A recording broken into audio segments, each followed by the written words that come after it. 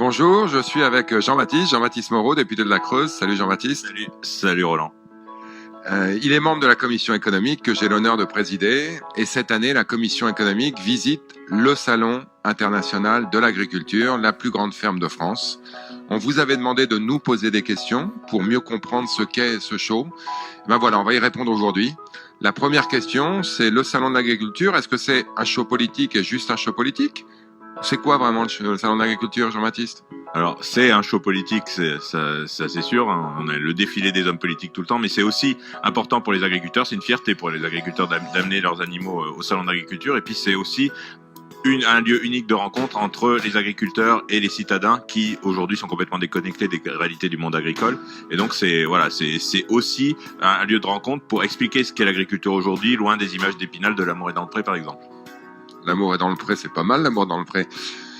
Jean-Baptiste, tu vas être le rapporteur, tu es le rapporteur en fait de la loi agricole qui va bientôt être en discussion. On me pose beaucoup de questions sur l'organisation des filières et on parle notamment d'acteurs très importants qui d'une certaine manière déséquilibrent les filières et rendent la relation entre le producteur et le consommateur complexe et surtout ne bénéficient pas aux producteurs. C'est quoi ce défi et comment on va gérer ça dans le cadre de la loi agricole ?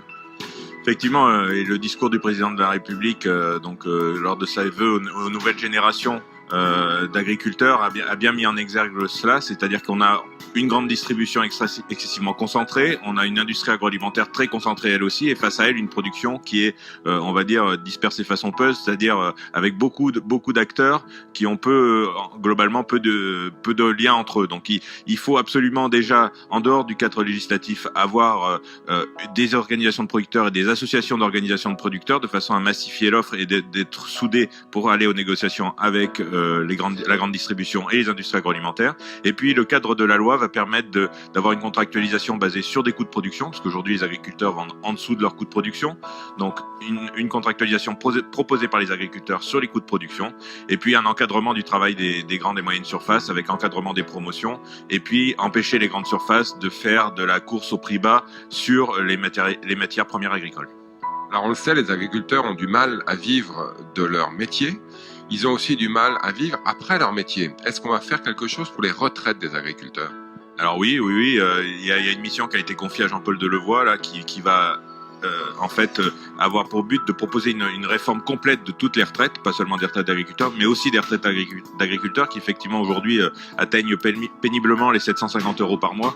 Donc c'est notoirement insuffisant. Donc Jean-Paul Delevoye est en train d'auditionner les différents acteurs pour mettre en place une réforme de la retraite au deuxième semestre 2018 a priori. Bon, la question la plus importante, c'est ton 20e salon de l'agriculture. Quel est ton meilleur souvenir de salon de l'agriculture en France ? Indubitablement, c'est la fois où j'ai pu amener une vache au salon de l'agriculteur qui venait de mon propre élevage. T'es venu à pied ? Non, quand même pas, faut pas exagérer. Bon, merci Jean-Baptiste. Voilà.